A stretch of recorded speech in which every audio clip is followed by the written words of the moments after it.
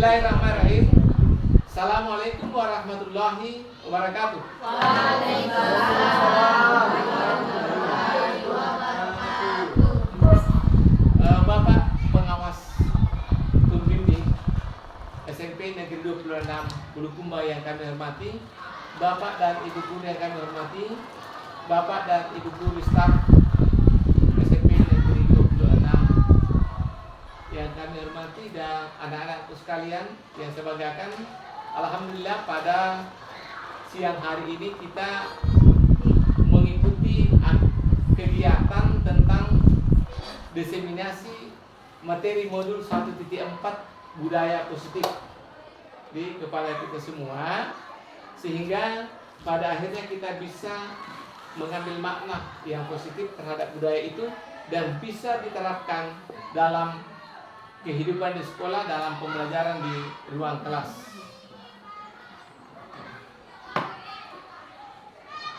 Selanjutnya, untuk kegiatan-kegiatan budaya positif di sekolah seperti biasanya, kami akan memberikan beberapa hal yang terkait dengan penerapan budaya positif di sekolah itu.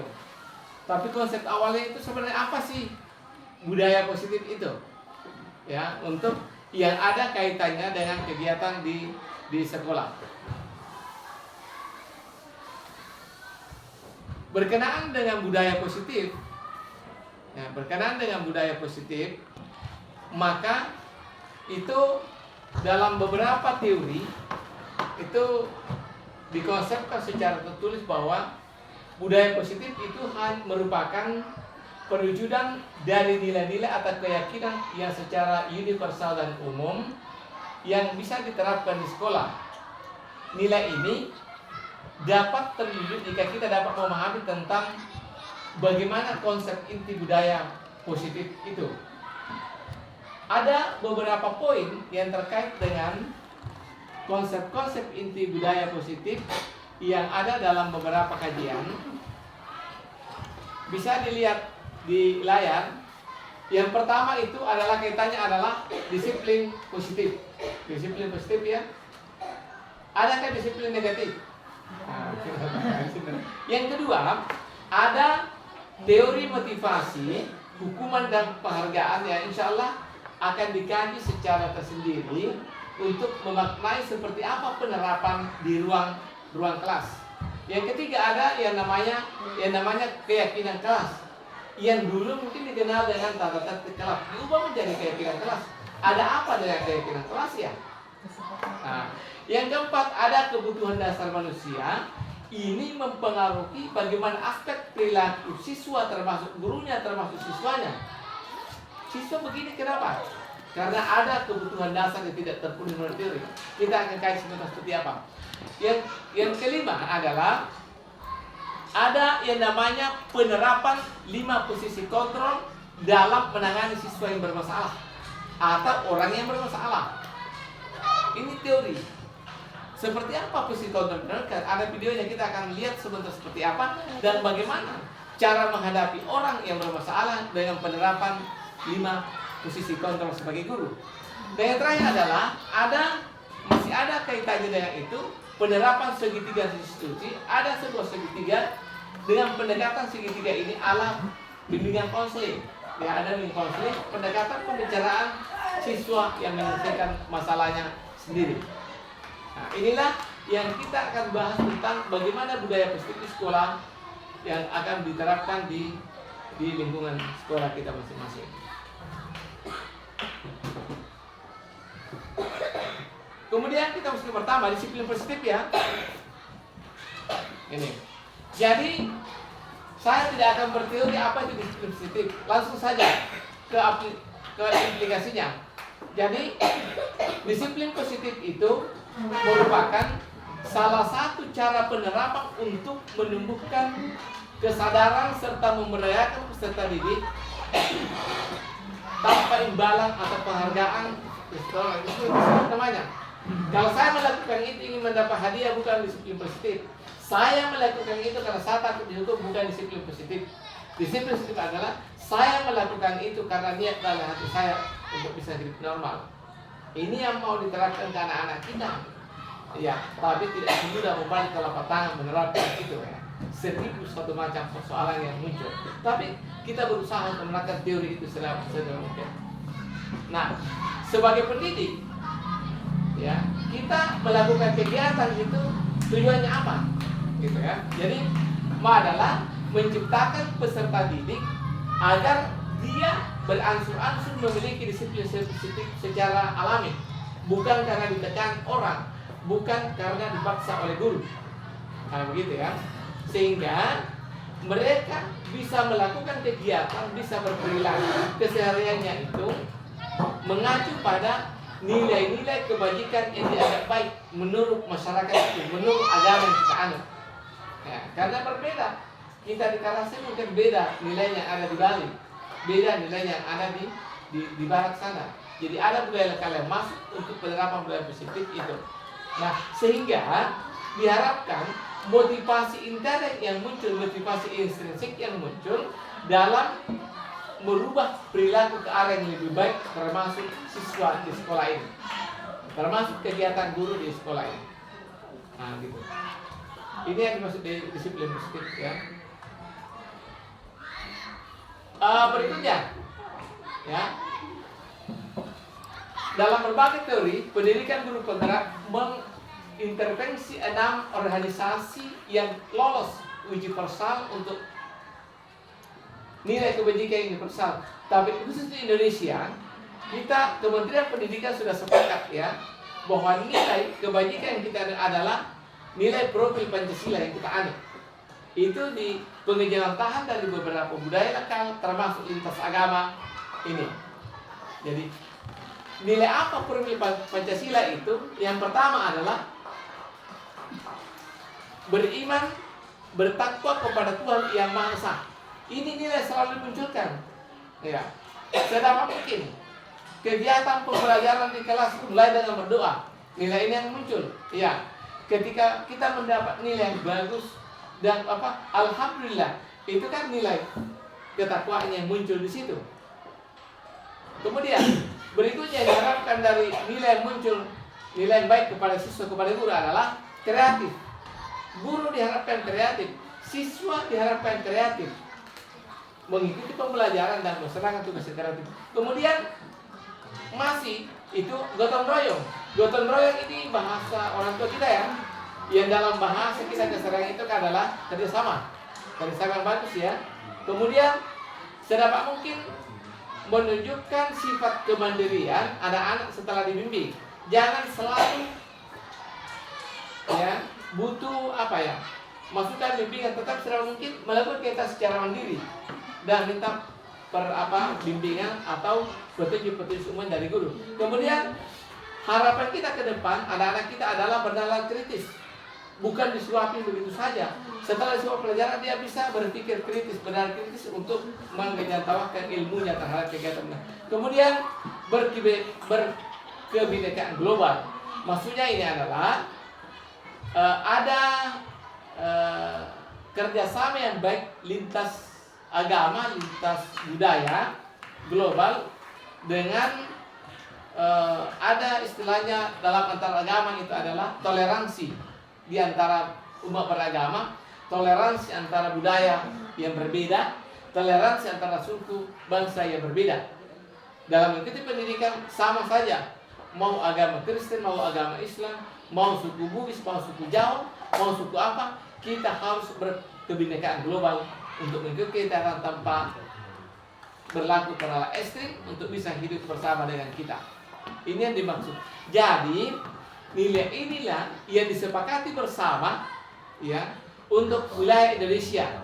Ini tidak diikat oleh agama apapun. Nilai ini sama ya, sama untuk semua agama, sama untuk semua budaya. Karena dia bahasanya umum, bukan secara khusus untuk mengikuti peribadatan. Nah, gitu. Kemudian ada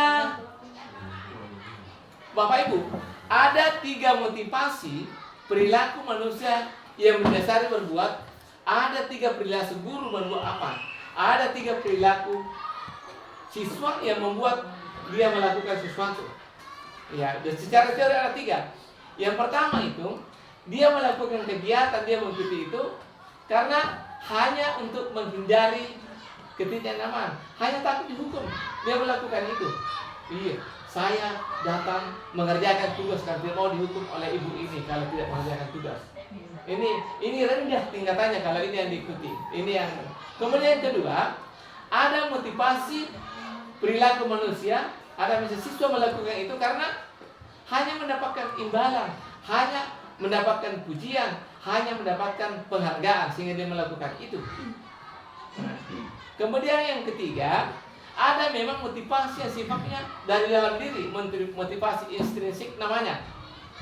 Dia melakukan itu karena ingin menghargai dirinya sendiri. Datang cepat di sekolah karena memang kalau saya datang ke sekolah ini saya lebih enjoy, saya lebih mendapatkan ilmu yang bagus dan itu. Bukan saya datang ini karena saya takut dimarahi oleh Pak ini dan oleh Pak ini. Nah, dan inilah motivasi intrinsik yang diharapkan dari semua kita. Ya, termasuk guru, ya.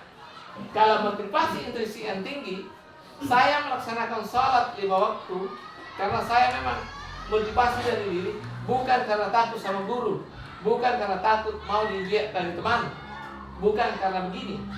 Nah, ini yang dimaksud dengan motivasi intrinsik untuk melakukan suatu kegiatan, termasuk ibadah, termasuk belajar, termasuk apa. Nah, anak-anak kita ini kan maunya digeser, ya. Kalau anak-anak masih 50% dia berperilaku karena satu, ya, digeser ke minimal dia ingin mendapat imbalan, penghargaan, atau kalau bisa semuanya digeser ke motivasi ingin memang menjadi lebih baik dirinya dalam diri sendiri, bukan karena faktor dari orang lain. Nah, ini makanya Bapak Ibu guru nanti kalau memberikan pembelajaran ini, karena terus terang ya, semua motivasi ini berpengaruh ke siswa secara simultan. Tidak mungkin hanya 3 saja, tetapi kita titik beratkan semakin ke bawah semakin banyak motivasi internalnya supaya kegiatan belajar anak-anak itu lebih enjoy untuk mengikuti kegiatan pembelajaran di kelas. Nah, kemudian ada ini yang ketiga, ya, beberapa ketiga coba. Ada hukuman, konsekuensi dan restitusi. Nah, ini hukuman, konsekuensi ini kan bahasa umum, ya. Bahasa yang baru kita kenal adalah restitusi. Apa itu restitusi, ya? Ya. Coba ya. Makanya Bapak Ibu menghadapi anak-anak di di ruang kelas sedapat mungkin mengurangi porsi ini, ya, mengurangi porsi ini ke porsi ini, kalau bisa ke ini. Terserah. Saya sendiri fasilitator ketiga-tiganya ini, saya sering melakukan sampai sekarang. Ya, tapi kan kita diajari kita ke sana, ya. Nah, makanya guru mengajar menerapkan ini kan efeknya ke anak ini. Coba-coba nih, kalau kita sering menghukum anak, apa kira-kira? Anak-anak itu sakit hati tuh, ya. Kalau anak-anak positif thinking mungkin anak, tapi kalau dia anak yang perasa, yang guru gue ketawa-ketawa itu biasa tak? Mereka kalau ngecip ke guru, kau ingat ya? Hah? Untung nih, guru suka mencubit-cubit, ya. Dan pasti menyakitkan, ya. Jadi Bapak Ibu guru kurangi itu tidak tentu kapan kalian dijadikan nol, kalau satu ada anak-anak deh dituntut. Iya. Tapi kita guru itu kurangin, ya. Kau anak-anak juga perhatikan motivasi intrinsik tadi, supaya tidak berlaku guru ini, ya. Ya, ini kan begitu, ya. Konsekuensi ini muncul dari siapapun yang misalnya ada guru, ada kepala sekolah menghukum guru, ya? Nah, iya, menurut Anda tidak, tetap sering menghukum guru, ya. Hukuman itu kan boleh dalam kata-kata, boleh dalam memarahi sesuatu, itu hukuman ringan namanya. Tapi kan responnya begitu, ya. Gitu. Ini tidak nyaman untuk jangka waktu panjang. Kalau sudah merayakan, kenapa tidak nyaman jangka panjang? Ya. Saya dulu ini guru nakal ya. Waktu zamannya Bunani saya sering. Iya. Iya. Nah kira-kira saya masih ingat kira-kira itu anak-anak sampai dulu masih dendam sama sekali. Saya tidak pernah ketemu. Ya. Ya. Gitu kira-kira. Kita jangka panjang itu. Naiknya itu.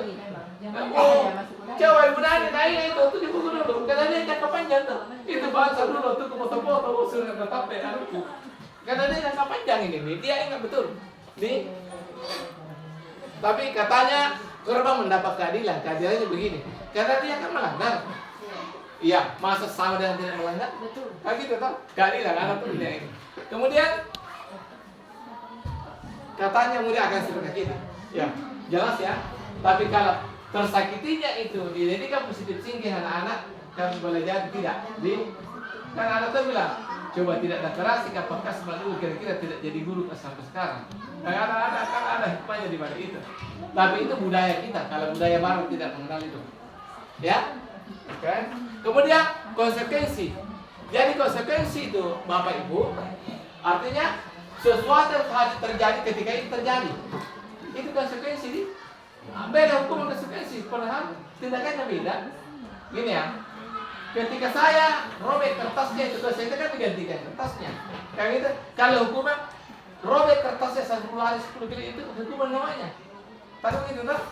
Kalau misalnya ini siswa menumpah air, konsekuensinya lagi itu. Tapi ketika dia menumpah air saya pukul 2 kali, hukuman namanya.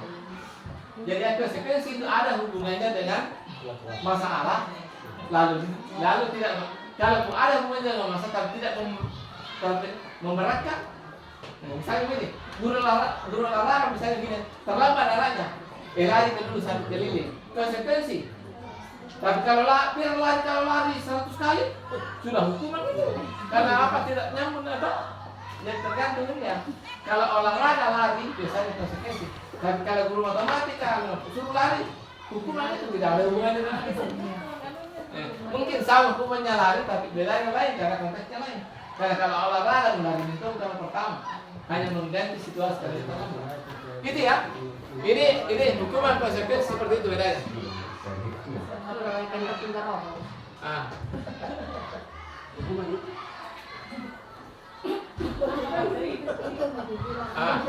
Restitusi. Ini apa Pak? Apa restitusi? Kan ada yang tidak setuju.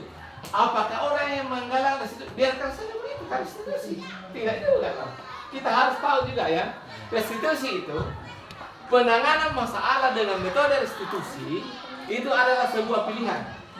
Ya, ini kan lebih apa istilah orang barat, lebih liberal, moderat, tergantung of you, tergantung Anda. Nah, ini. Kemudian katanya menguatkan anak untuk murid jangka panjang, lalu korban mendapat ganti dari apa yang dia kerjakan. Lalu murid tidak mendapatkan penguatan. Contohnya begini ya. Ketika si Linda misalnya melanggar aturan, kalau dia metode restitusi, maka saya tanya, mengapa terlambat? Nah gitu tahu? Kenapa terlambat? Itu sudah hukuman. Kenapa terlambat? Oh saya masuk rumah sakit, mamaku tadi malam. Oh gitu ya? Apa yang Anda lakukan? Saya begitu. Ada cara lain yang bisa Anda lakukan bisa terlambat. Kayak itu. Jadi dia sendiri ya kan ya? Dia sendiri ya. Apa kerugiannya kalau begitu ya? Ada apa usaha Anda itu tidak terlambat? Dia sendiri. Itu sendiri. Pendekatan konseling individual dan filosofal dalam bahasa ini. Dalam bahasa ini adalah gitu ya. Nah, ini yang mau diterapkan ke anak-anak. Ya. Rekomendasi PGP ini. Jangan ini. Tapi di lapangan satu dilupa teori kalau ya kan? Dilupa teori kalau sudah di sini tuh. Tidak laku di teori itu. Teori lapa-lapa aja laku. Gitu ya? Oke? Nah, gitu. Ini yang mau diterapkan itu apa? Ini mau diterapkan ke depan bagi Bapak Ibu guru. Mau mendalami begini Bapak Ibu guru, masuk di CGP. Gitu ya? Gitu. Saya 50-an nih. Tidak ada batas usia. Oke. Ini contohnya saya ambil saja ini tidak perlu ini ya. Sudah konduktor. Saya yang penting bahasa. Mendaftar tidak lulus kan? Coba kita kaji lagi. Ini kajian. Apa kenapa diperdalam ini? Diharapkan ke depan guru ya, jangan menghukum siswa. Oh ini bahasa sebenarnya dibahas. Salah juga tidak ada siswa ikut ya. Biar kiri. Jangan menghukum siswa. Ya, kecuali emosi ya, hukum kan benar emosi kan. Maka, minimal memberikan kita diharapkan Bapak Ibu. Jadi, cara pertama adalah bimbingan konseling restitusi. Cara kedua diturunkan berikan konsekuensi yang selevel di selevel. Kalau berikutnya tidak ada gejala lain, apa boleh buat? Saya tidak tahu hukum apa boleh buat. Tapi hukuman pun harus terukur. Apa di? Hukuman harus terukur. Mengerti kalau terukur ya? Ya, oke. Restitusi itu, gini, menciptakan kondisi murid untuk memperbaiki kesalahannya secara kolaborasi. Siswa sendiri menyelesaikan masalahnya melalui pertanyaan kita. Kalau guru bahasa Indonesia tahu itu bertanya itu, calon wartawan itu tahu, gitu, ya. Kemudian konsekuensi itu bersifat terencana, sudah disepakati bentuk-bentuk terus dibuat oleh pihak sekolah. Saya ingin mengatakan begini, ini berada pada kategori konsekuensi dan hukuman, tetapi terukur ya. Misalnya begini, siswa terlambat. Sebenarnya kalau terlambat, kalau di sini pungut sampah, coba Bapak Ibu, konsekuensi hukuman atau restitusi? Hukuman. Konsekuensi. Kalau siswa terlambat, saya pungut sampah, suruh pungut sampah, konsekuensi itu atau restitusi? Konsekuensi ya. Kalau menurut kajian dasar, menurut kata-kata hukuman, kan tidak ada hubungannya dengan itu. Tapi menurut level yang rendah dan tidak itu masih masuk konsekuensi. Tidak punya guru. Dan itu kan pungutnya sampah hanya 5 menit. Kalau pungut sampah sampai jam 12, ya mungkin ya. Nah gitu ya. Iya, sama. Hanya bahasanya diperhalus. Kita berbahasa ya. Oke? Konsekuensi. Ada terlambat, konsekuensinya begini. Ya. Nah, tapi langkahnya begini Bapak Ibu. Langkahnya sebenarnya begini ya. Ini aturan main. Pengalaman. Kalau ada siswa melanggar, kasih restitusi. Wawancara dulu. Sudah restitusi diberikan konsekuensi. Kalau gitu tak? Kenapa terlambat? Oh iya. Terus apa yang dilakukan? Besok terlambat oh iya. Sudah itu. Larikan buku pada sampel situ apa? Kamu itu. Jangan langsung. Terlambat. Sama dia minimal ditanya-tanya dulu. Jangan sampai terlambat ke sekolah menjagai mamanya yang sakit itu sakit. Itu kan itu beda itu. Beda terlambat anak-anak karena memang ada yang dilakukan yang masuk akal dan rasional dengan tidak. Atau yang memang terlambat setiap hari kan beda tak? Ketika anak dimarahi keras karena melanggar, nah ditanya kenapa melanggar? Kamu jagai mamaku masuk rumah sakit, masa tidak kalau dia dulu itu ada iba di situ dia melanggar aturan terlambat tapi kan ada itu beda. Pelanggarannya sama tapi beda penyebabnya. Kamu itu tak? Itu beda penyebabnya. Makanya itulah guru pengambilan keputusan yang bagus terhadap anak yang melanggar sama tetapi penyebabnya yang beda. Nah, itu pengambilan keputusan kita. Oke?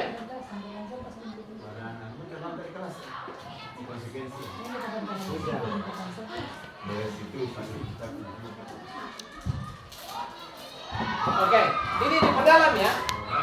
Ya coba dia. Saya tidak ada sudah tadi.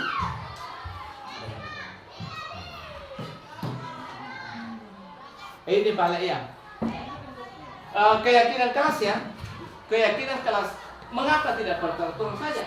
Apa bedanya tata tertib dengan keyakinan kelas? Satu di atas dia. Begini. Peraturan kelas, tata tertib kelas itu sebenarnya dibuat sepihak. Betul tidak? Itu bedanya di saya buat. Tidak perlu kamu setuju atau tidak. No problem. Tahu? Saya buat aturannya begini. Itu tata tertib namanya, Pak. Keyakinan kelas sebenarnya itu tadi aturan itu, tetapi aturan itu asalnya dari peserta ataupun dari kita, tetapi dikonsultasi setuju atau enggak. Kalau tidak, jangan. Itu namanya keyakinan kelas atau lebih kesepakatan karena sepakat kita. Kalau ada terlambat disuruh kompas 7 kali, oh dong, hukuman tuh. Nah, tetap. Jadi keyakinan kelas bedanya itu antara sekalian itu keyakinan dibuat bersama. Kemudian keyakinan kelas bahasanya positif. Misalnya menjaga kebersihan, membuat sampah pada tempatnya. Kalau aturan dilarang membuang sampah, itu tata tertib nama aturan. Kesepakatan itu membuang sampah pada tempatnya. Sama gimana bahasanya yang beda. Kalau begitu tahu? Ah, begitu. Sama sebenarnya. Kalau kamu salah, sama jika perbaiki sikapmu nah. Sama itu. Iya, sama tapi bahasanya beda. Kontennya ke jiwa itu beda. Kamu salah ini. Tapi bisa Anda perbaiki sikapmu. Sama jika orang sama. Tetapi bahasa yang keluar beda. Ini yang diharapkan penanganan seperti itu kan? Ini ya? Begitu ya? Sama itu loh. Ini permainan bahasa. Yang mana lebih Bapak suka? Hampir lulus atau hampir tidak lulus? Hampir tidak lulus. Berarti lulus. Nah, itu banyak yang terkait di situ. Sama ini permainan bahasa. Begitu ya? Ada bahasa begitu biasanya. Begitu ya?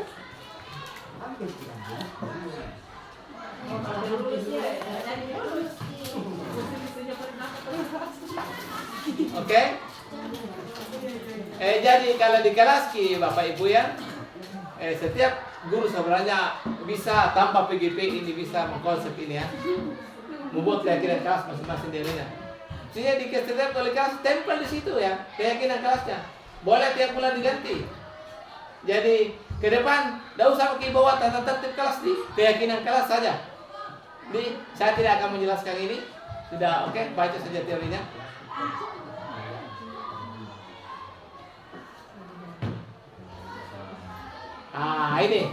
Ini yang kelima. Ada menurut Dr. William Glasser Bapak Ibu yang mempengaruhi perilaku siswa tergantung kebutuhan dasarnya katanya. Benar atau tidak? Coba. Jadi ada 5 kebutuhan dasar manusia menurut Dr. Glasser mempengaruhi perilaku manusia di siswa. Jadi kalau ada siswa nakal-nakal seperti Sultan ya, pasti ada kebutuhan dasar tidak terpenuhi. Kita jelas satu. Ada kebutuhan dasar tidak terpenuhi, Pak. Sudah pasti. Nah, kalau kebutuhan dasarnya ada 5, lebih banyak kebutuhan dasar tidak terpenuhi, lebih bermasalah itu ada. Betul atau tidak? Kita kaji satu-satu. Satu, bertahan hidup. Bertahan hidup itu adalah makanan, perumahan, ya, tanda tangan ya. Nah, kalau siswa Pak lapar, bermasalah Pak. Kalau siswa tidak punya rumah, tinggal situ bermasalah, betul tidak? Bermasalah yang lain. Nah, adalah kebutuhan dasar porsi orang dewasa. Ternyata ini kebutuhan dasar juga itu. Yang bukan anak. Tidak perlu saya sebut karena ada anak-anak kita. Oke, berikut. Apa lagi? Ini ya, cinta dan kasih sayang. Halo. Ternyata semua manusia kebutuhan dasarnya itu ingin disayangi, ingin dicintai oleh orang terdekatnya. Ya, ingin disayangi oleh ibunya, bukan persoalan pacar, bukan. Disayangi oleh ibunya, disayangi oleh bapaknya, disayangi oleh kakaknya. Kan begitu toh? Nah, kalau ini tidak terpenuhi, maka anak akan jeli-jeli di luar. Ini katanya begitu ya, katanya begitu. Coba kita lihat anak, berat yang home kali di dasarnya. Iya, Ini yang tidak terputus. Berarti yang home itu ini cinta kasih sayang tidak ada dari keluarganya, dari bapaknya. Iya. Mereka home itu banyak di sini. Nah, mungkin juga kurang makannya. Iya, kadang makan lapar bagaimana? Tidak bermasalah kalau lapar orang ya. Masalah itu kalau makan satu hari cuma tidak makan. Ini. Kedua, ada kesenangan. Ini kan teori banget ya, tidak semua benar ya. Kesenangan. Ternyata semua anak ini ada kesenangan sendiri. Saya juga ada kesenanganku. Kalau kesenanganku terpenuhi, cenderung saya tidak melakukan pelanggaran, betul tidak? Tapi kalau kesenangan, tapi ini kesenangan terukur ya. Jangan ada juga kesenangan tidak bertanggung jawab, bukan itu tidak masuk, ya. Bukan itu tidak masuk. Kesenangan terukur. Kalau ada senang, coba Bapak. Kalau anak-anak senang sama gurunya, apapun disuruhkan gurunya tak kerjakan itu. Iya, Bapak kan. Tapi kalau gurunya benci sama gurunya biar itu di debat dengan sama-sama dan ini. Tapi kalau senang, makanya Bapak guru buat dulu anak-anak senang sama Anda ya. Itu kuncinya. Kalau sudah senang sama kita, apa disuruhkan? Kerja tugas banyak. Kerja. Ini kesenangan. Yang kedua, tiga apa? Kebebasan. Anak-anak itu bebas, Pak. Tapi bebas bertanggung jawab.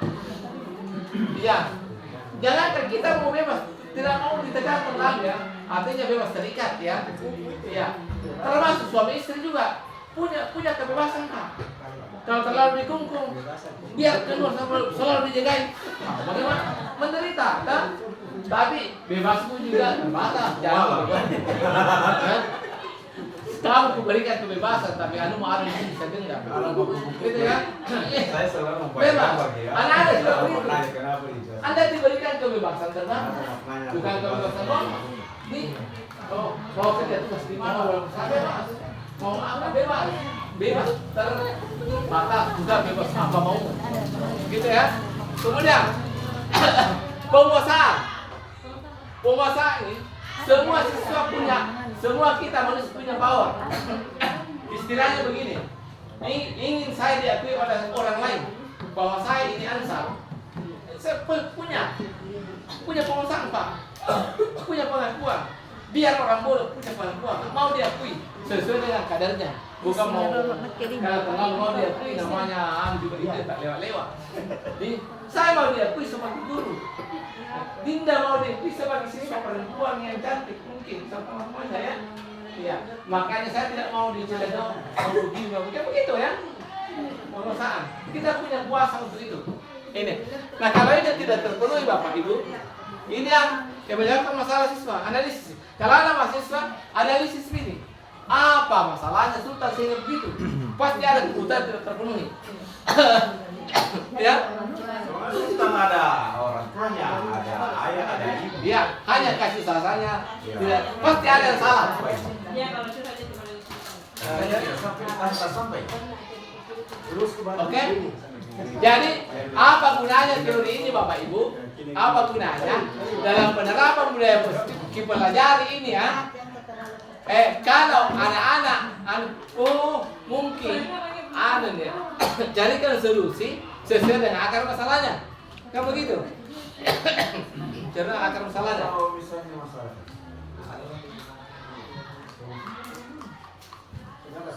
Ini sudah penjelasan secara praktis ya. Sudah tadi. Ini penjelasannya tadi ya. Coba kepada diskusi. Apa solusinya kalau untuk Sultan? Coba Pak. Saya harus carikan orang tua baru. Materi yang terakhir Bapak Ibu. Halo. Ada 5 posisi kontrol untuk menangani masalah. Iya, di sini ini calon kepala sekolah harus menguasai ini. Ini harus menguasai, tidak boleh tidak. Atau guru yang menganggap guru inti harus menguasai ini. Atau semua guru harus menguasai ini karena kamu menguasai ini. Harus tahu ini. Harus tahu teorinya ini. Penerapannya seperti apa di kelas supaya tidak salah kaprah. Nah ini ya. Ini menurut Dian Koseng ya, dia posisi kontrol. ada penghukum orang bersalah, teman, monitor, manajer. Manajer paling bagus tapi sangat susah. Nah, saya ini kepala sekolah dan fasilitator, tapi kelima-limanya ini saya lakukan. Saya lakukan. Saya tidak bisa, manajer terus tidak bisa. Terkadang kita terjepit terpaksa sama menggunakan cara satu. Ya, Cara walau-walau. ya, rekomendasinya adalah diarahkan semakin ke bawah ya. Ya. Bagaimana teorinya begini? Ini lihat ini. Ini teorinya. Coba lihat. Mudah-mudahan paham ya. Nah, sudah bisa dibaca enggak? Begitu kan. Ya. Motivasi ini ya. Motivasi instinktif pada orang ya hanya berada pada posisi manajer. Manajer itu sama dengan tadi, hampir sama dengan tadi bimbingan konseling ya, hanya memberikan Bapak masalah bagaimana cara begitu. Ketawa ya? Ya. Sekarang ini ada teman ini kalau dia penghukum apa yang dikatakan guru berkata apa, ada contoh-contohnya semua. Apa yang saya katakan supaya saya berposisi manajer, apa yang saya katakan saya penghukum. Kan begini saja, misalnya begini, kalau siswa terlambat, kalau saya penghukum, hei, kenapa kau terlambat? Kau penghukum, terlambat lagi, kau minta dari kemarin, itu penghukum. Jadi kira-kira begitu. Saya tidak baca teorinya ini, perhatian saja. Merasa bersalah, kan begini kira-kira. Ya, bahasanya pasti tekanan suaranya beda. Nah, kenapa terlambat? Aduh, terlambat, kenapa terlambat? Kau tidak kasihan saya. Saya ini guru pembimbing Anda. Nanti saya dianggap guru tidak berfungsi. Ada anak bersalah. Oh ya, gara-gara saya ini ibu mungkin dimarahi sama kepala sekolah. Kan begitu tak? Kepala bersalah. Sudah bisa kira-kira. Berikut, dia teman kira-kira bagaimana bahasa ya? Ada dalam teorinya. Nah, begini, teman udah. Tidak, terlambat. Iya terlambat. Kenapa terlambat? Anu. Oh iya, lain kali jangan terlambat ya. Nanti besok jangan terlambat ya. Masalah absen sudah saya urus. Apa artinya itu? Sekarang kita kan berteman Pak. Ada persoalan dia. Oh, udah bereskan saya. Itu kira-kira ya. Itu pembedanya. Kemudian pemantau. Kalau pemantau, dia akan memantau terlambatannya. Tidak terlambat. Saya membantu orang tua dulu. Oh gitu ya. Kita apakah Anda tahu aturannya? Oh iya Pak, harus datang sebelum jam 7.30 di sekolah. Kalau sekarang kenapa? Tidak ada itu, oh iya, saya terlambat Pak. Dikasih dia memantau diri sendiri. Ya. Kalau manajer di samping mengajukan itu dia ditanya, kenapa terlambat? Apa yang Anda bisa lakukan supaya terlambat lain kali? Dia tidak. Oh begitu. Bisa Anda lakukan itu ya? Oke, kalau begitu saya lihat besok. Nah, gitu kira-kira ya. Kira-kira begitu ya. Jadi proses penyelesaian masalah Bapak Ibu semakin ke sana semakin bagus. Tetapi biar profesor guru tidak akan mungkin di sini semua juga. Nggak bisa. Tidak semua Nggak semua. kita jadi manajer untuk anak. Iya. Kan ada memang anak-anak di sini minum baru tidak cocok di situ. Mungkin kalau Dinda melanggar bisa diterapkan bisa ini ya. Kalau lain tergantung karakteristik siswanya. Ya. Gitu ya. Nah.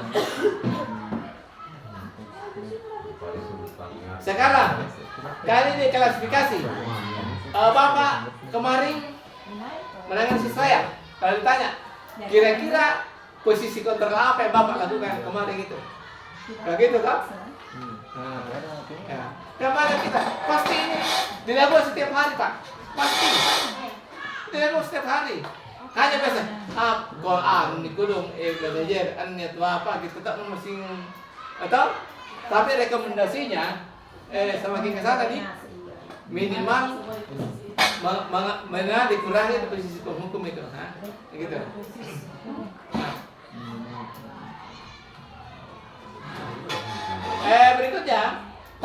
segitiga restitusi ini tadi ya. Ini teorinya, coba lihat. Ini segitiga restitusi adalah cara untuk menangani siswa yang mengalami masalah pada kategori yang tidak berat. Kalau siswa masalahnya berat kan tidak bisa begini. Dilihat juga ya. Kalau pelanggarannya berat tidak bisa begini. Dia pelanggarannya agak sedang bisa menggunakan segitiga restitusi. Boleh diputar-putar. Ini ya. Penanganan masalah siswa dengan metode ini adalah tindakan pelanggaran sedang. Ya bisa. Begitu ya. Bisa pindah-pindah. Oke. Jadi ada wawancara dulu, masalahnya apa, diselesaikan masalahnya apa, kenapa begitu, apa aturan yang Anda langgar, bagaimana cara melakukannya, gitu ya. Berputar ketiga kerangka itu namanya segitiga restitusi, ya. Oke. Jadi mungkin saya tidak menjelaskan ini seperti apa. Dalam waktu kita tahu aslinya, masih PGPD. Ya gitu ya. Ini penjelasan begini, Bu. Susah dimaknai kalau definisi, Pak. Makanya saya itu menjelaskan menggunakan bahasa sendiri, bukan bahasa ini, bahasa buku. Karena susah menjelaskan kalau bahasa buku, susah dipahami.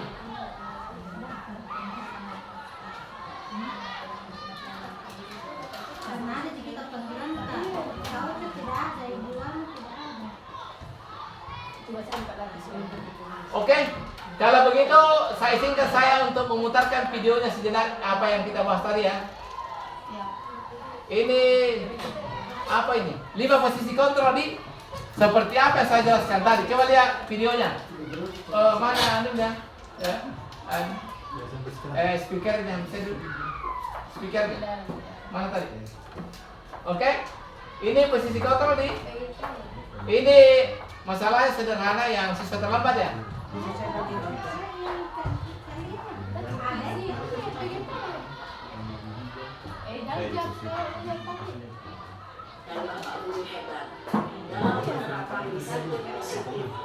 Oh, saya suratnya.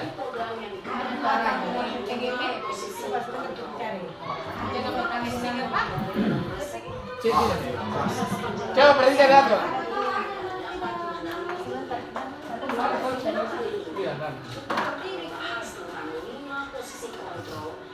Coba lihat caranya ngomong seperti apa pada anak dalam televisi itu, dan gayanya juga beda, instruksinya beda.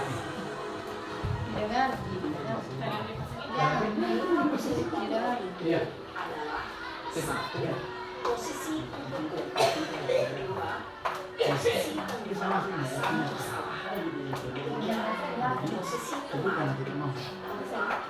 Posisi pemantau atau monitor dan 5 posisi manajer untuk lebih memahami bagaimana menyaksikan kasus lain. Ini percakapan yang menggambarkan ini lebih bagus ya, bahasanya lebih formal. Coba lihat posisi penghukum begini, nada bicaranya, aktingnya dan apa saja.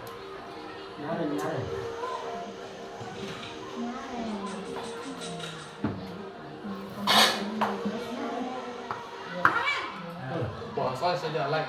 Sini kamu. Panjang. Kalian ji. Selalu terlambat. Kamu deh pasti terlambat. Ibu siapa ini? Kan itu mana kan? Siapa dia? Alasan kamu apa lagi? Siapa? Kapan sih kamu Mirip posteran. Mama sekali. Anda sudah datang Pak, hari Senin lagi. Tidak diberi kesempatan bicara. Lihat. Sudah berapa kali terlambat? Kamu beli lapangan basket 2 kali. Penghukum kan? Kenapa? Kamu lawan ibu. Berani-beraninya jawab. Tambah lagi. Sudah terlambat, masih berani jawab pula. Kuyuin lapangan basket 5 kali sekalian. Biar kamu. Pak, pergi sana lapangan basket. Nah, ini penghukum ya. Apakah Bapak pernah begitu? Tidak. Disisihkan. Dan sebenarnya saya. Sekarang posisinya sebagai pembuat rasa bersalah. Dan Bapak Guru hebat, dampak yang terjadi pada mulut ketika guru berada pada posisi terhukum adalah Ini pasti efeknya Pak Bedah. menyimpan dendam. Dia menjadi guru atau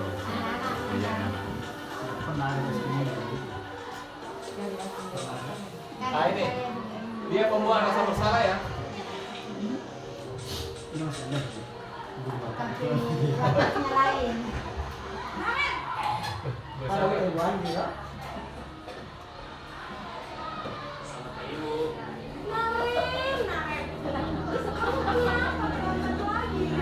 Turun bahasanya kan.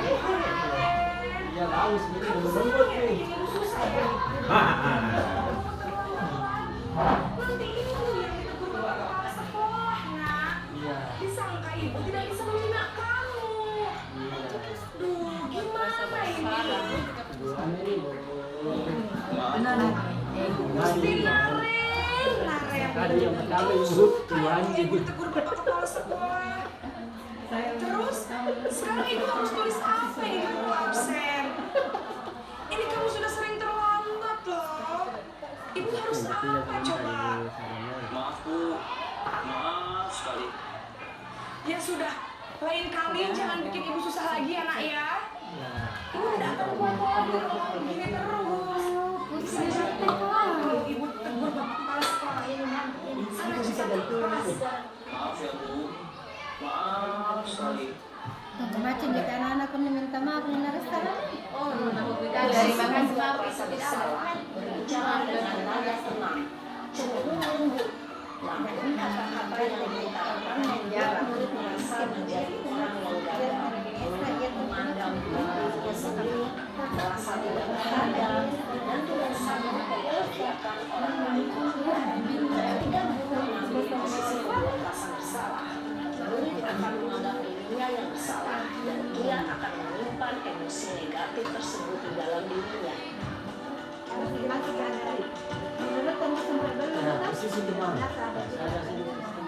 Sekarang contoh untuk posisi sebagai teman.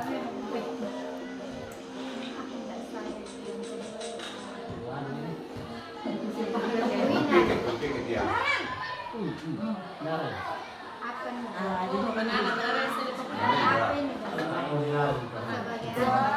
Sudah jam berapa ini nak? Terlambat lagi ya saya. Oh dia pakai sayang. Please, Teman saya kok dia memaafkan saya Bu. kayak teman Kamu malah menyalahkan ibu kamu. Kamu bukannya anak yang larinya paling kencang. Kok terlambat sih? Iya Bu, saya memang terlambat bangun tadi. Jadi, biarpun saya lari kencang, tetap gak kekejar Bu. Ya sudah sana. Nanti lain kali larinya lebih kencang lagi ya. Biar gak terlambat lagi. Bikin senang ibu. Demi ibu. Bisa kan? Bisa lah Bu. Ya sudah sana masuk kelas. Ibu beresin urusan absen kamu. Kamu ini ada-ada saja. Dalam posisi teman, guru berbicara dengan nada suara ramah, akrab, cenderung bersenda gurau untuk menjaga suasana tetap santai. Guru akan merasa aman, aktivitas yang mencipta adalah aktivitas sukses atau berhasil. Karena ini bersifat eksternal, ada faktor ketergantungan tetap ada nih. absennya, sehingga murid bisa belajar Yang mana? tertentu saja. Anak Mantau ya, mantau. Ini agak bagus. Mantau. Naren. Nanti gitu honor lanjut. Satu kali take itu karena sama. Saya kali jeruk nih. Nah ininya Apa dia. peraturan sekolah kita tentang jam berapa kita harus masuk sekolah? Bagus ya. Kita harus Kalau sekolah itu Iya betul. Sekarang sudah jam 7.20. tahu konsekuensinya jika terlambat hadir? Paham Bu, saya harus tinggal kelas pas jam istirahat selama 20 menit. Iya benar, konsekuensinya demikian. Jadi nanti jam 9.30 pas istirahat, kamu harus tinggal di kelas, kerjakan tugas tambahan untuk ketertinggalan kamu, ya? Baik Bu. Posisi pemantau mengandalkan perhitungan atau data untuk mengontrol murid. Guru mengarahkan murid berdasarkan peraturan dan konsekuensi. Seorang pemantau menunjukkan bahasa tubuh dan ekspresi wajah yang datar dan cenderung formal.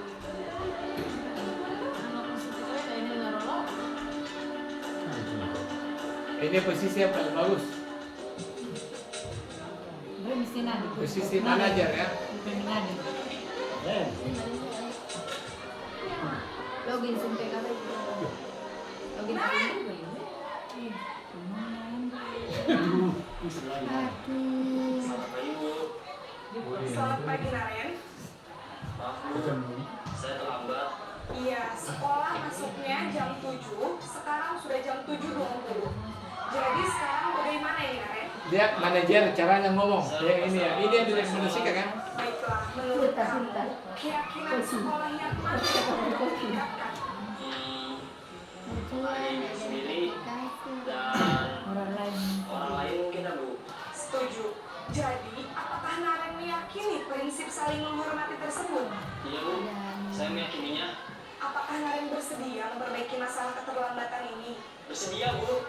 Bagaimana kamu akan memperbaiki masalah keterlambatan ini?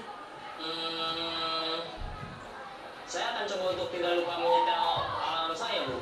Baik, kalau Naren lupa menyetel alarm di rumah, ada orang yang kira-kira bisa bantu mengingatkan tidak?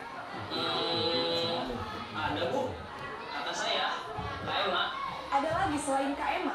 Selain Kak Emma, ada ibu saya. Baik, jadi yang mengingatkan Naren adalah Kak Emma dan ibu kamu ya?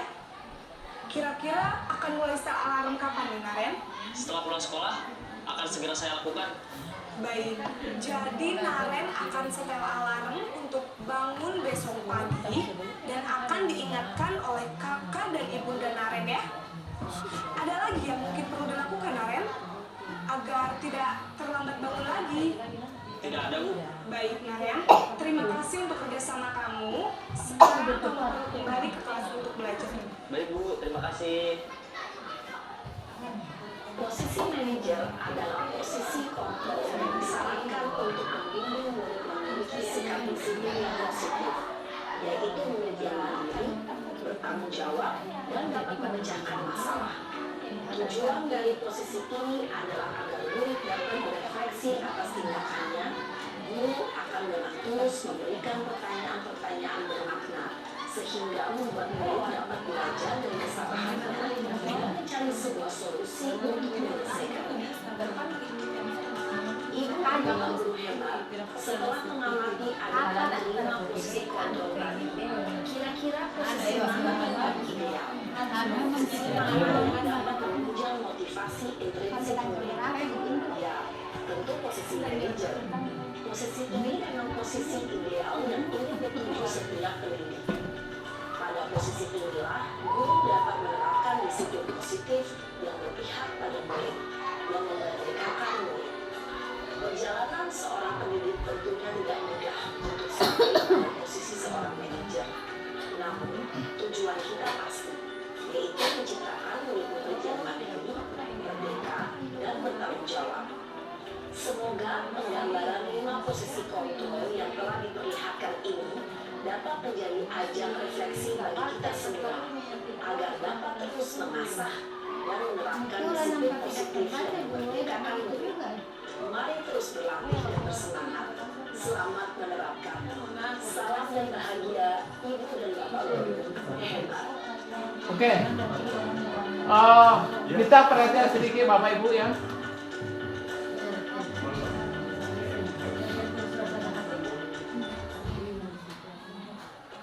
Itulah tadi hal kerangka teoritis tentang bagaimana penerapan budaya positif di SMP 26 kerangka dasarnya di situ. Maukah kita untuk mengadopsi, mengadopsi, memilah, melihat apa yang positif bisa diterapkan, dan kalau memang tidak cocok jangan keburu menerapkan itu. Ya, kita lihat teorinya, lihat konteks siswanya seperti apa. Makanya data siswa perlu ya, karena ada masalah yang tidak cocok dengan metode itu, ada masalah tidak cocok dengan itu, dan setidaknya kita sebagai guru sedikit mempelajari, menerapkan emosi kita terhadap persoalan-persoalan yang muncul. Sebab kalau sebuah konsep didasari dengan emosional, maka ini tidak bisa dilakukan dengan baik, ya. Maka cenderung kita kalau emosi cenderung ke wilayah satu itu, penghukum itu. Ini harus dicermati dengan budaya positif, dengan pemikiran yang jernih. Lagi-lagi kondisi anak harus diperhitungkan dengan baik. Nah, gitu ya. Nah, gitu. Kemudian sehubungan dengan budaya positif ini ya, jadi ini tidak semudah membalik telapak tangan ya, tidak semudah membalik telapak tangan. Ini perlu latihan untuk kita dan mencermati keadaan sekolah kita ini. Nah, biasanya kita ambil contoh pada hal-hal yang bersifat reflektif seperti itu. Ada yang bisa memberikan komentar terhadap video itu, peluang untuk diterapkan atau tidak, bagaimana? Ada yang bisa memberikan masukan. Coba kita sharing sedikit seperti apa. Atau memang apa tidak bisa dilakukan atau bagaimana? Ada yang bisa? Berteori. Anda katakan dalam sebuah argumen yang jelas. Boleh pakai, silakan pakai, silakan. Dengan argumen yang jelas ya. Jadi terima kasih banyak. Ya.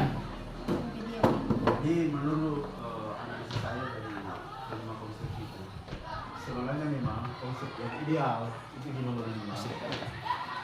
Hanya permasalahannya adalah ketika kita menginginkan perubahan perilaku dari anak itu kita tidak bisa memastikan bahwa anak akan berubah setelah kita menerapkan konsep-konsep seperti itu. Karena saya sepaham dengan Bapak Kepala Sekolah tadi bahwa efek-efek psikologi perkembangan anak itu juga sangat menunjang di dalam rangka menerapkan itu. Karena bisa jadi anak yang dikembangkan dalam lingkungan keluarganya tidak mendapatkan perilakuan yang bagus, lalu kemudian kita menerapkan yang kelima tadi sampai di sekolah, ini kita akan kewalahan. Karena apapun yang diterapkan anak dengan metode seperti itu, anak tidak akan pernah berubah. Karena unsur psikologi perkembangan anak dari di rumah, lingkungan di rumah tadi memang sudah terasa brutal.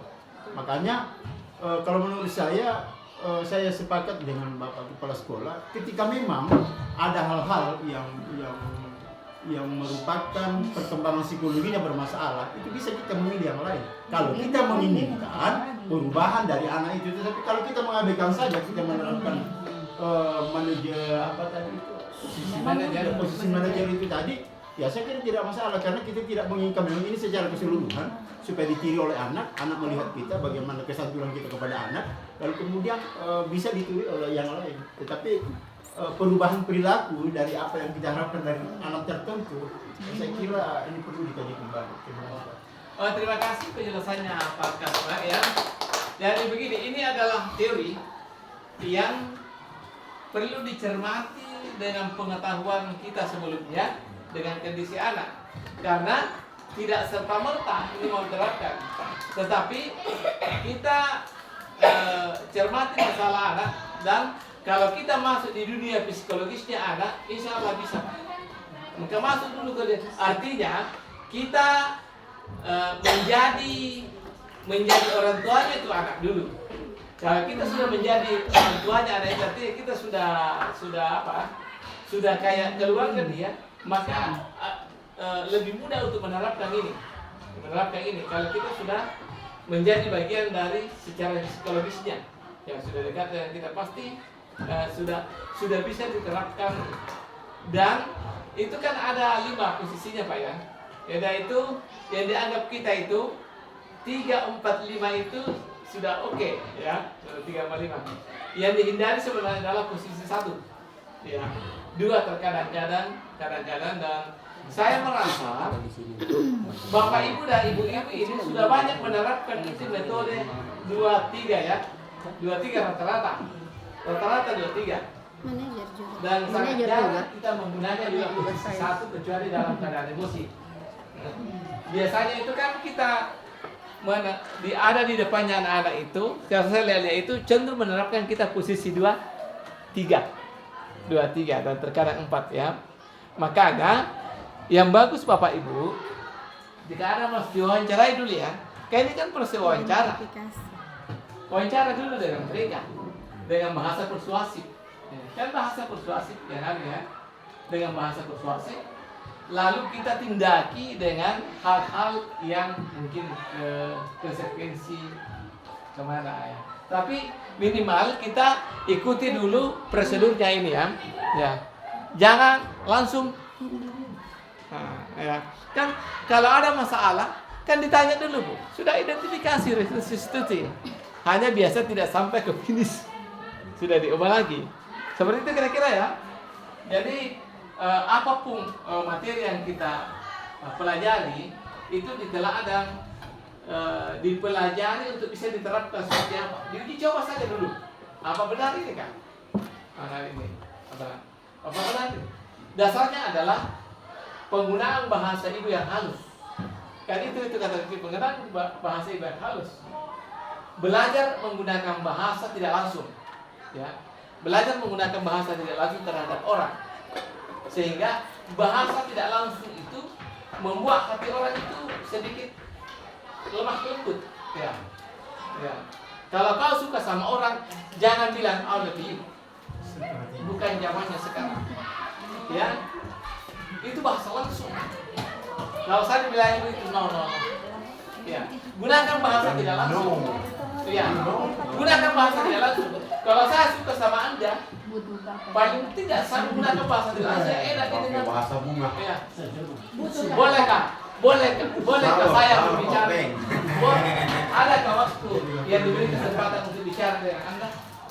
Termasuk bahasanya. Iya kan? Iya. Bagaimana ketika saya ada di posisi ini? Bagaimana ketika saya ada di dekatmu? Kan itu pendekatan masuk itu ya. Jangan bilang bukan bahasa itu. Ya, bukan itu. Ya, itu benar bahasa tubuh itu. Itu kan lengkap dengan bahasa tubuhnya. Hukum bagaimana bahasa tubuhnya, belajar bagaimana bahasa tubuhnya. Tanpa ngomong pun acting itu sudah ketahuan orang. Oh, ini ada apa? Iya. Kan gitu kan? Ya. Gayamu begini aku juga kan mana? Ini bukan itu yang dibutuhkan oleh orang. Oh iya, betul ya. Walaupun buktinya sedikit lebih palsu. Yang begitu, anak-anak pendekatan begitu itu ya. Pendekatan begitu ya.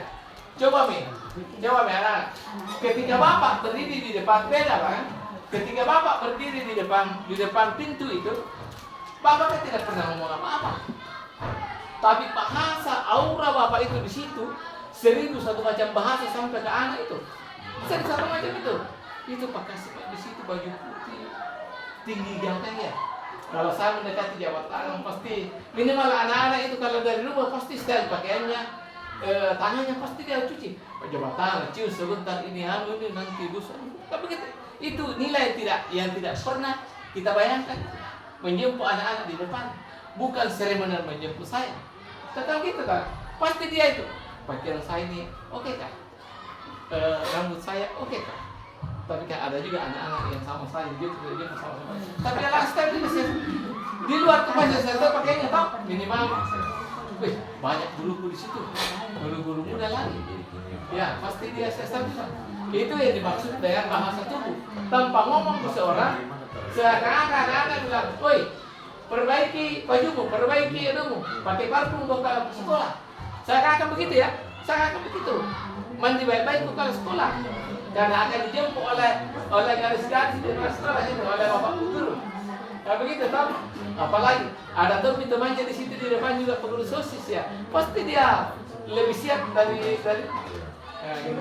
Ini yang dimaksud dengan proses untuk ini adalah teori, dan biasanya kan banyak, gitu ya. Nah, jadi itu kemungkinan ini yang paling rekomendasinya adalah mencoba Bapak untuk memperbaiki bahasa dulu ya, bahasa dulu. Karena saya dengar banyak yang teman-teman ya menggunakan bahasa santai tapi kasar kepada anak. Santai tapi kasar. Santai. Ini yang mau diperbaiki dulu ya. Mungkin karena pengalaman kita berbeda. Ya, sehingga cenderung anak-anak juga kasar kepada kita karena kita melakukan kasar kepada mereka dengan cara yang itu ya. Nah, itu. Dan yang paling penting Bapak adalah keteladanan dulu. Keteladanan, bahasa yang paling adalah keteladanan. Tanpa ngomong orang, anak-anak itu bisa, bahaya bos nani itu sedih. Baru jam 7 ada di situ. Iya, kan begitu toh. Bagaimana kita ini? Itu purpose orang itu dinilai oleh anak. Karena anak-anak mesti datang. Mentang-mentang tuh mesti banyak ceritanya. Dia sendiri datang jam 9. Kayak begini, anak-anak begitu tuh. Coba tanya anak. Kalau kita ke situ, "Hoi, kamu ke situ ke anak-anak." Mentang-mentang tuh mesti bilang baru tadi datang jam 10 datang. Sebentar datang jam 11 pulang. Baru kalau datang tuh banyak ceritanya. Tidak ada berita gitu. Tanya gitu. Makanya keteladanan penting. Iya tak? Keteladanan penting. Bukan keteladanan penting. Saya tanya teman kamu itu. Sebagian ya. Ada bahkan bilang biar kita tidak belajar naik kelas, jadi biar kita tidak ke sekolah naik kelas. Ada sini lah. Nah itu, itulah hal-hal seperti itu yang perlu diperhatikan. Kelas 9 itu ada orangnya. Jadi untuk percaya ada lagi hal lain yang bisa dia selain pendapat bekas, ada dari Kang Hawa yang bisa ngomong bagaimana penerapan teori ini budaya positif atau ada budaya positif lain yang nyambung dengan ini. Silakan Ibu Rosnani. Terima kasih atas kesempatan yang diberikan. Terkait dengan 5 posisi kontrol tadi, saya sepakat sekali dengan apa yang disampaikan Pak Kasmat. Saya hanya menambahkan sedikit bahwa saya pribadi dalam penerapan 5 posisi kontrol itu tergantung dari anaknya. Contohnya seperti ini Pak, ketika saya mendapatkan anak yang baru melakukan kesalahan misalnya, maka saya bisa memposisikan diri saya sebagai manajer. Kemudian yang kedua, ketika anak sudah berulang-ulang melakukan kesalahan yang sama, maka di situ mungkin saya akan memberikan suatu penekanan sehingga anak ini tidak mengulangi kesalahannya berulang-ulang. Tapi sebelum melakukan penekanan itu tentunya ada beberapa hal yang saya lakukan. Yang pertama, saya identifikasi anak ini apa masalahnya sehingga berulang-ulang. Kemudian yang kedua, memberikan beberapa pertanyaan-pertanyaan ke peserta didik tersebut agar dia dapat menemukan solusi dari permasalahannya sendiri.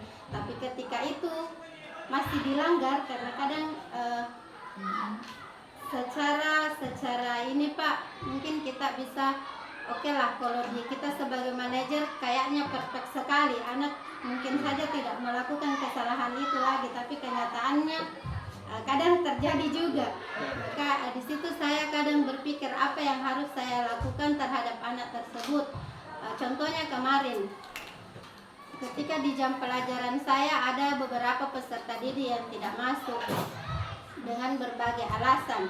Tapi ternyata ketiga orang ini bukan pertama kalinya melakukan, tapi hampir semua pelajaran, dan terus terang wali kelasnya sendiri biasa kayak sudah bagaimana untuk menghadapi anak ini. Sehingga kemarin itu Pak, waktu saya ambil yang tiga orang ini, awalnya itu saya memposisikan diri menerapkan menerapkan segitiga restitusi itu Pak, Iya. dengan menstabilkan identitasnya dan sebagainya. Tapi saya melihat setelah di akhir pembicaraan, sepertinya kayak dia tidak ini akan melakukan lagi. Tidak nyambung. Iya, akan melakukan kembali. Sehingga terus terang saya ancam itu kemarin. Bagaimana kamu masih mau sekolah atau tidak? Kalau tidak, saya panggil saja Pak Egi kasih keluar. Di situ baru terlihat dia mulai menyadari bahwa apa yang dia lakukan itu salah. Seperti itu, dan saya menunggu mau melihat ke depan ini apakah itu berhasil atau tidak. Mudah-mudahan berhasil, karena kalau tidak berhasil akan jadi ancaman lagi kayaknya, karena tidak mungkin dibuktikan. Iya. Seperti itu. Terima kasih. Oke, terima kasih Ibu Dani. Ini kan perspektif kenyataan di lapangan. Ini mau dibenturkan, betul. Ini mau dibenturkan. Apa betul teori ini bisa dilakukan? Ya, seperti apa jadinya? Jadi memang ini di teori Bapak Ibu dipelajari secara terpisah. Tapi terkadang satu kali melakukan kita, 2, 3, satu kali dilakukan. Berpresiden sebagai manajer, sebentar berpresiden sebagai teman. Ya memang begitulah. Ya. Atau besoknya ketika hal yang sama turun lagi di posisi 1 mungkin. Tapi itulah kita terjadi proses pembelajaran untuk membekali diri kita menggunakan bahasa yang sangat halus pada anak-anak ketika dia dilakukan, tetapi kan bisa saja meleset kalau situasinya lain. Tapi namanya kita berusaha. Ya. Saya sedikit memberikan wejangan kepada kita semua. Tugas kita guru adalah melakukan yang terbaik. Ya, melakukan yang terbaik. Kita mau 100 berhasil oke. Tapi 1 yang berhasil itu sudah oke. Jangan kita bahwa saya gagal. Iya, 100 siswa kita bimbing, 5 gagal, kan ada 95 yang berhasil. Yang jelas kita melakukan itu ya. Ya, jangan merasa gagal karena ada siswa gagal. Itulah mungkin fluktuasi siswa ya. Ya, kita ingin yang berhasil. Ya, jangan kita mau berhasil 100%. Tujuan kita oke. Tetapi inilah yang saya agak ulangkan untuk itu, proses yang dilihatlah. Ya, dan itu proses perimbangan untuk membimbing manusia, bukan sekejap, lama prosesnya Bapak. Lama prosesnya. Yang jelas ada yang berhasil, maka disitulah mungkin usaha saya di melengket pada siswa yang berhasil itu.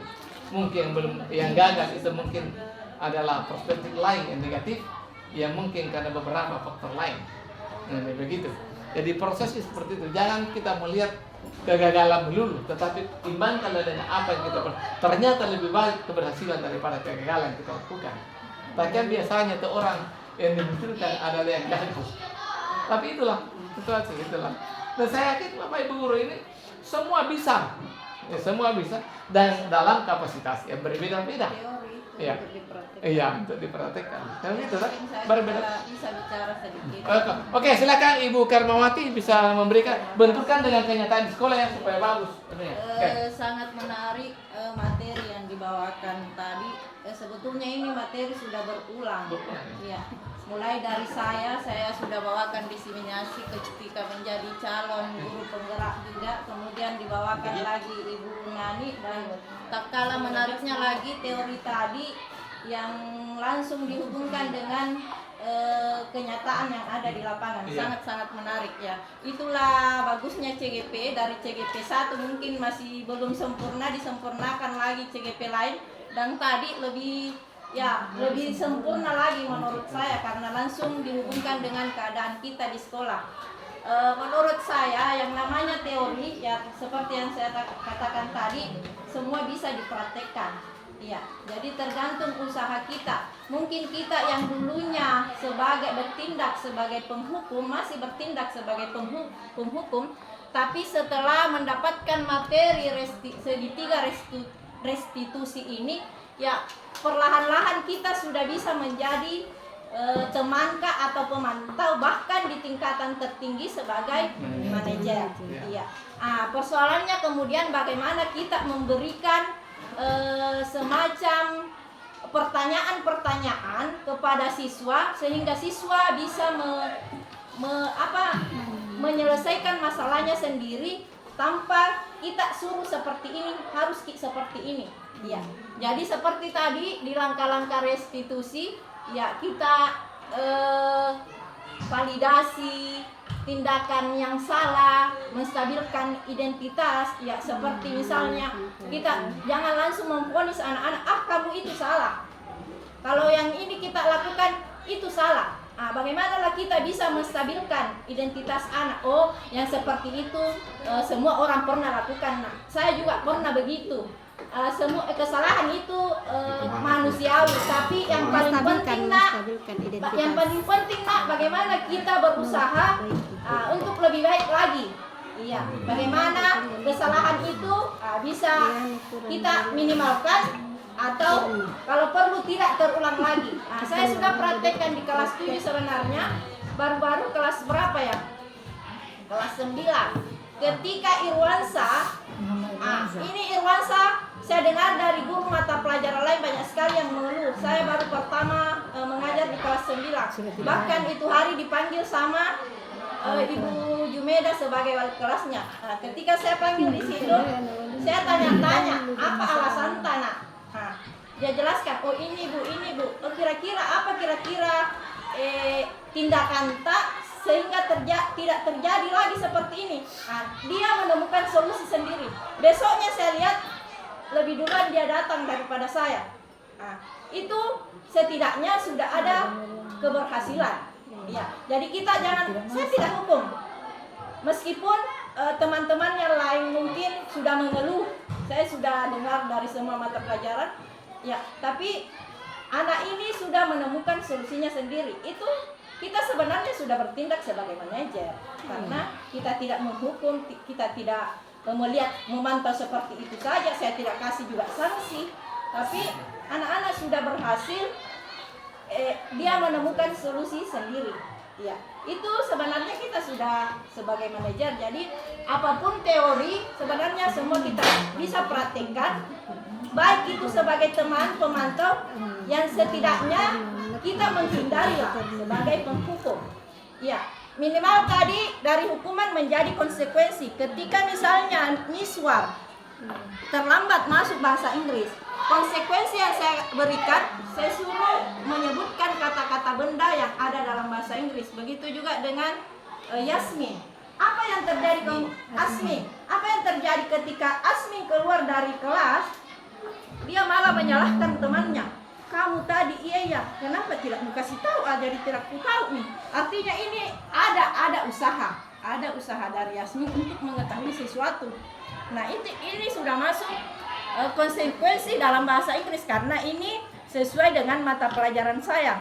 Ketika saya membelajarkan tentang noun, kata benda, ketika ada siswa yang terlambat, maka saya akan menyuruh menyebutkan kata-kata benda yang ada dalam kelas. Itu kan sudah masuk materi juga. Jadi apapun teori bisa kita praktekkan selama kita mau. Iya. Jadi teori itu banyak. Ya, teori juga ini sudah kita dapatkan di PNM. Nah, kita ikuti saja alurnya. Ada alur Tirta namanya. Iya, kita tentukan dulu tujuan, identifikasi masalah, tapi jangan coachingnya itu kita yang memberikan solusi. Usahakan anak-anak sendiri yang memberikan solusi atas permasalahannya. Ketika anak-anak bilang, saya terlambat bu, karena saya main game tadi malam sampai larut malam, saya tidak tidur, lambat bangun. Kira-kira apa solusinya sehingga tidak terlambat lagi bangun? Nah, maka dia akan menjawab tidak main game kalau malam bu. Itu kan sudah solusi dari anak-anak, bukan kita yang memberikan solusi. Saya rasa apa yang saya sampaikan cukup. Mungkin ada di luar disiplin positif yang ingin saya sampaikan. Ada juga anak-anak di sini. Kalau dikatakan disiplin negatif tidak ada tadi ya.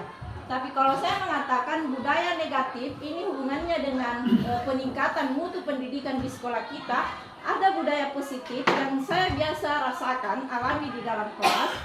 Ini anak-anak, budaya ini saya masukkan dalam istilah saya sendiri, budaya negatif. Ada budaya anak-anak itu, budaya negatif itu takut bertanya. Itu satu. Ini ada anak-anak depan kita takut salah. Dan jarang mau bekerja sama untuk memecahkan masalah. Saya pernah observasi salah seorang teman kita, ketika gurunya memberikan masalah, tak satu orang pun yang naikkan tangan. Ini bisa saya kategorikan sebagai budaya negatif hubungannya dengan peningkatan mutu pendidikan kita di kelas. Mungkin cuma saya yang merasakan, tidak tahu dengan guru-guru lain. Tapi kadang dalam bahasa Inggris khusus dalam bahasa Inggris saya mengatakan kepada anak, kalau Anda takut salah berarti tidak ada yang bisa saya benarkan. Kalau ada yang sudah salah berarti ada yang bisa saya benarkan. Ya, ini untuk anak-anakku sekalian, ini mungkin saya kategorikan budaya negatif ya, karena kayak bagaimana ya kita memberikan pelajaran tidak ada umpan balik sama dengan Pak Ansar sekarang. Kalau tidak ada umpan balik dari kita, kayak bagaimana kita katakan mengerti, tidak juga tidak dimengerti, tidak juga diperhatikan, kayak tidak juga. Jadi saya lebih suka kalau ada umpan balik dari siswa. Mungkin sekian dari saya. Assalamualaikum warahmatullahi wabarakatuh. Oke, terima kasih Ibu karena tanggapannya yang sangat positif dan membawa ke ranah nyata ya. Dan itu diharapkan dibentukkan memang kenyataan apakah bisa diterapkan atau tidak, apa kendalanya. Nah gitu. Jadi tadi memang saya tidak menjelaskan detail itu ya, karena ini supaya dijelaskan detail supaya bisa dilaksanakan dengan baik. Bagaimana caranya menyelesaikan masalah adat dengan menggunakan tahapan segitiga restitusi. Saya hanya langkah tadi jadi tidak. Tapi karena waktunya, tapi ini kalau ini dilakukan Bapak Ibu, ini bagus sekali enjoy. Artinya guru perasaannya bagus, siswa juga bagus. Yang penting kita laksanakan sebagai wawancara. Persoalan mau dia ikuti dan lakukan ke depan urusan belakangan. Ikuti dulu teorinya. Ikuti dulu teorinya seperti apa. Nah, kira-kira inilah yang bisa menjadi bahan rujukan bagi kita untuk menggunakan bahasa yang cukup bermanfaat pada anak ketika berbahasa. Tapi itu dulu Pak, harus connect kita dengan anak dulu. Itu kuncinya. Kalau anak-anak benci sama kita, susah semua teori diterapkan. Susah mengcoaching, tidak berhasil. Jadi itu kuncinya dulu. Sebelum pembelajaran dimulai Bapak Ibu, nih itu bahasa pedagogik ya. Sebelum pembelajaran dimulai, bagaimana anak-anak senang sama kita dulu. Ya, itulah dikatakan kasih es breaking. Kan senang anak-anak ya. Kasih es breaking, kemudian soal tidak terlalu banyak, gitu ya. Kemudian kita menyatu dengan anak secara psikologis, gitu. Bagaimana itu bahasanya kalau menyatu psikologis? Artinya kalau kita menyatu dengan anak secara psikologis, apapun disuruhkan anak itu ikut. Itu susah dibahasakan di definisinya seperti apa. Tapi kalau kita anak-anak gabung hatinya ke kita secara psikologis, apapun disuruhkan dia mengikuti itu. Itu seperti apa kondisinya itu susah dibahasakan. Oke, masih ada tanggapan lain? Sedikit masuk ke barangkali. Oh silakan dari Bapak, silakan Pak. Barangkali sebagai bahan pembanding karena mumpung ada siswa, ya kita berkesempatan dia untuk mengungkapkan pendapatnya. Sesuatu yang bagaimana yang disuka anak-anak jika seandainya besok Rusun melakukan suatu kesalahan, nah penanganan yang bagaimana yang beliau suka untuk bisa memperbaiki. Oke, ya silakan Alan kembali khusus bicara saja. Tidak malah bukan mau cerita. Silakan Nak, bebas saja. Atau mungkin ada temannya yang pernah cerita ke Anda. Iya. Silakan bicara saja. Yang bagaimana tidak disuka. Menurut teman saya siapa guru yang paling disukai? Jangan. bukan. Oh, Tidak ada yang berlaku. Nah, silakan Nak, bicara aja. Guru yang Sampai bisa. berpihak ke peserta Artinya didik. budaya positif apa yang pernah Anda lakukan mungkin terus ya. Ceritakan saja budaya positif apa yang Anda lakukan. Guru yang bagaimana kita Enggak, jika terjadi pelanggaran, misalnya kita melanggar, yang seperti apa kita inginkan. Iya. Coba silakan. Ada yang bisa? Masalahnya jarang ini. Tidak pernah melanggar. Mungkin ada temannya yang pernah cerita Jika kita dibimbing seperti itu kan ada Siapa tahu di kelas Penanganan banyak silakan kita apa yang dengar paling disuka? yang kelas 9B. Siapa tahu Pembelajaran sama di kelas. Penanganan seperti apa kalau misalnya ada temannya yang Pembelajaran olahraga, apa? seperti Saya apa senang yang kalau di kalian kelas inginkan? seperti ini. Terserah mau apa dibicarakan yang jelas soal pelajaran. 5 orang ini sakit yang pernah melakukan. Saya Ah, menginginkan pembelajaran yang seperti ini. ya dia tahu itu. Dia yang tahu. Apa? Seperti apa yang kita harapkan di lingkungan sekolah tak kira-kira? Lingkungan yang seperti apa? Yang tidak belajar dari pagi sampai siang. Silakan Apa yang seperti ini? Tidak mampu kita. Ketua OSIS yang mana? Tidak bisa. Ayo bicara ya. Bicara dulu. Berarti betul apa yang disampaikan Ibu Karma tadi.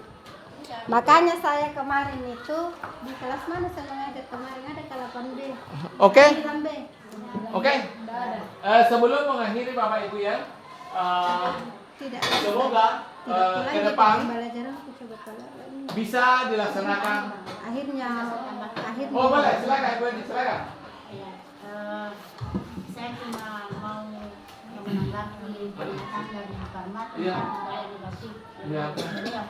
Ya, dari saya hubungkan dengan pada pembelajaran pada saat proses itu saya juga temui terkadang ternyata di sini anak-anak itu memiliki rasa takut untuk menjawab, bertanya, bahkan untuk berbicara. Sebenarnya Dan bukan rasa saya takut. bilang bahwa mungkin ini karena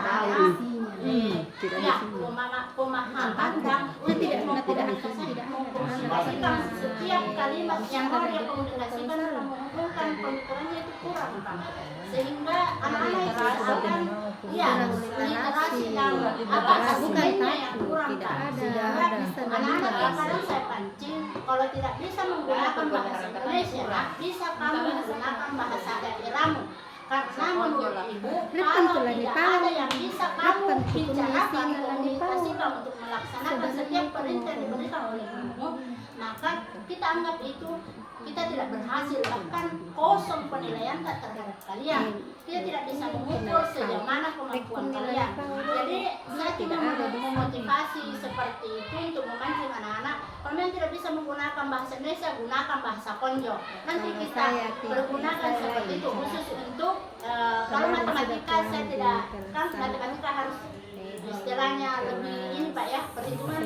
Tapi kalau IPA dengan mapel yang memerlukan penjelasan mungkin anak-anak bisa diarahkan ke arah situ, utamanya anak-anak yang berada di daerah ada seperti ini. Seperti itu Pak, itu yang saya. Oke.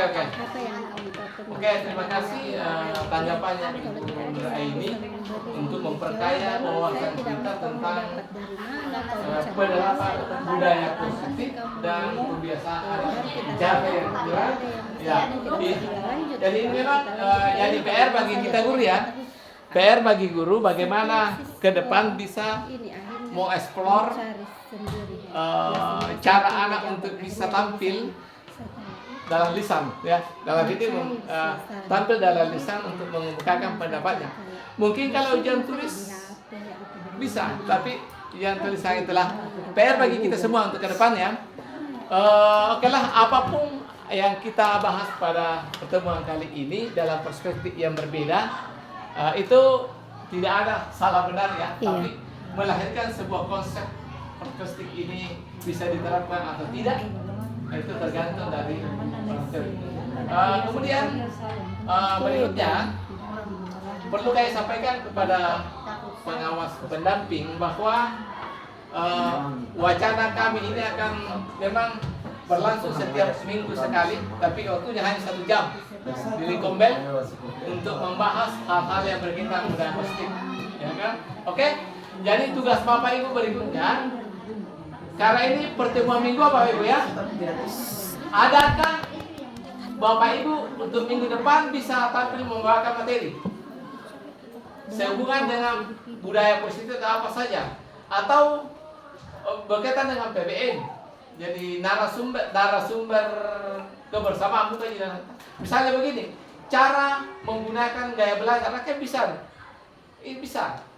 apa saja yang kita bahas per minggu, atau masalah-masalah pembelajaran, atau apa, adakah hal baik yang Bapak Ibu kerjakan di kelas yang bisa diselesaikan teman lain supaya guru lain bisa lakukan? Itu namanya praktek baik. Ya, praktek baik yang dilakukan di kelas, disampaikan di forum supaya bisa diikuti oleh guru lain. Ya, kalau ada. Nah, inilah gunanya kepada saya titipkan kepada Ibu Karma ya, untuk mengaktifkan kombel kita untuk belajar apa? Goal lain namanya. Sekali seminggu 1 JP atau JP. Berkim. Oh ya, diubah ya, boleh diubah. Berkim apa? Itu ya. Untuk apa? Untuk membicarakan masalah-masalah pembelajaran dan penanganan masalah sosial. Oke? Oke. Saya pikir untuk materi sudah cukup, tapi saya minta dulu ada refleksi lewat wacana 1-2 orang. Maksudnya refleksi itu apa sih manfaatnya ini, atau apa? Ada yang bisa Ibu, apa manfaat, apa bermanfaat ini kegiatan atau tidak? Banyak. Oke, mungkin siapa yang bisa memberikan yang lain? Siapa yang bisa? Apa bermanfaat? Katakan. Tidak bermanfaat, katakan. Seperti apa? Dan ke depan mau diapakan? Ada yang bisa memberikan tanggapan yang belum bicara?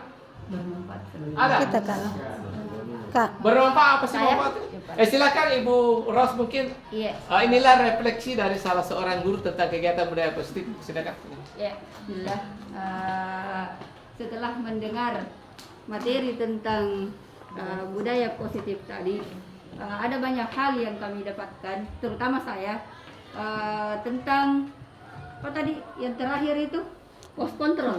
Posisi kami. Posisi kontrol. Ya, 5 posisi kontrol. penanganan masalah. Ya, dari sini saya bisa menganalisis diri saya sendiri, mengetahui bahwa di posisi mana saya berada, dan saya akan berusaha untuk menerapkan yang terbaik. Ya, seperti itu. Ya, yang tadinya saya itu menggunakan mungkin yang kedua, di ketiga, tetapi setelah mendapatkan materi ini, alhamdulillah itu bisa menambah pengetahuan saya bahwa oh ternyata selama ini saya itu tidak menerapkan yang terbaik. Ternyata kita bisa mendapatkan ini yang terbaik. Seperti tadi Ibu Karma mengatakan teori itu bisa dipraktekkan, dan jangan makin berkata ini hanya sekedar teori, tapi memang benar-benar penerapannya di kelas itu kita bisa laksanakan, insya Allah. Ya, terima kasih. Oke. Berikutnya mungkin refleksi berikutnya dari Pak Kasmat bisa memberikan refleksi seperti apa kegiatan ini, dan mungkin mau diapakan ke depan, mau diulangi atau cukup sampai di sini. Silakan Pak Kasmat. Terima kasih kembali. Jadi saya ingin mengulang dulu tentang pernyataan Ibu Karma bahwa sesungguhnya memang teori itu berasal dari praktik-praktik yang dilakukan secara metodologi menjadi riset lalu kemudian dituangkan dalam bentuk teori. Sebenarnya teori itu adalah sebuah pengalaman, dan hasilnya apa yang kita lihat tadi yang dijelaskan oleh Bapak Kepala Sekolah sungguh sangat luar biasa Bapak sekalian, karena memang beberapa motivasi spiritual intrinsik ini bisa kita dapatkan. Hanya pemecahannya barangkali tidak ada secara teknis yang bisa dipatenkan bahwa inilah teknik yang dilakukan untuk mendapatkan motivasi spirit kepada anak, tetapi itu dengan menyelami teori tadi, paling tidak kita membuka pikiran kita, terbuka untuk melakukan hal-hal yang memang diinginkan dan merupakan hal yang positif untuk melakukan pembelajaran, pendekatan kepada siswa, bukan untuk mengubah perilakunya, tetapi paling tidak dia bisa melaksanakan apa harapan-harapan yang kita inginkan. Kemudian satu lagi Ibu Bapak sekalian yang bisa menjadi inspirasi mungkin bagi kita semua adalah bahwa kita ini mulai tahun 75 kurikulumnya 84, kemudian sampai ke KTSP ke-13. Ya. Kalau 75 kita sudah bisa baca hasilnya sekarang seperti apa. Demikian juga di 84 kita sudah bisa hasil dari kurikulum itu. Tapi kurikulum Merdeka K13 hasilnya sampai hari ini kita belum bisa pastikan seperti apa. Iya. Karena sudah banyak saya lihat secara sporatif kegiatan-kegiatan yang mencemooh dunia pendidikan hari ini, mulai dari bagaimana kebrutalan anak terhadap gurunya sampai kepada itu yang bernilai negatif dari masyarakat. Demikian barangkali Bapak. Terima kasih. Oke, terima kasih refleksinya Pak Kasmat yang menjadi bahan pemikiran dan kajian kita ke depan. Mau mempelajari apa, mau menerapkan apa, silahkan kita sama-sama untuk mengoreksi diri, mencari yang terbaik, dari beberapa hal yang diperoleh. Saya pikir demikian untuk acara kita diseminasi budaya positif untuk modul 1.4 budaya positif. Terima kasih partisipasinya Bapak dan Ibu sekalian. Dan untuk selanjutnya sebelum mengakhiri, mungkin saya serahkan kepada Ibu Rosniati untuk membacakan doa secara terang tentang semoga apa yang kita lakukan ini berberkah dan mungkin bisa diterapkan ke depan. Silakan Ibu Rosniati. Ya, alhamdulillah demikian materi yang kita dapatkan hari ini. Semoga yang kita dapatkan, ilmu yang kita dapatkan hari ini itu diberkahi oleh Allah dan kita bisa terapkan di sekolah kita untuk memajukan pendidikan. Dan mari kita sama-sama membaca doa kafaratul majlis. Subhanakallahumma bihamdik asyhadu an la ilaha illa anta astaghfiruka wa atubu ilaik. Assalamualaikum warahmatullahi wabarakatuh. Waalaikumsalam warahmatullahi wabarakatuh. Oke. Demikian untuk acara kita pada hari ini, dan saya menyatakan ditutup secara resmi dengan sama-sama kita mengucapkan alhamdulillahirabbil alamin. Alhamdulillahirabbil alamin. Oke, terima kasih. Oke.